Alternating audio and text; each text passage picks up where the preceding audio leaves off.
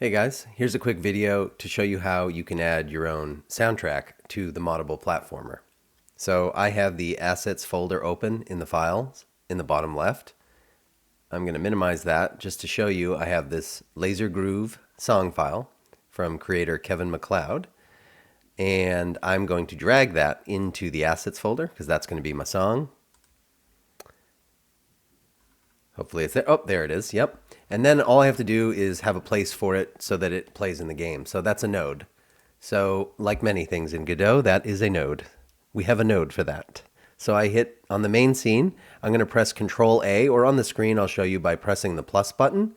And I'm going to add, oh, here it is right here. I don't even have to search for it. AudioStreamPlayer create. And that gives me a node that will hold a song file.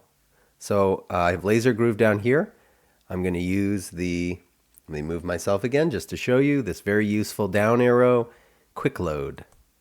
And that brings me to the only song file I have in these assets. So that's kind of nice. And I can just hit open. And now I have that. Move myself back. And let's see. Let's play it.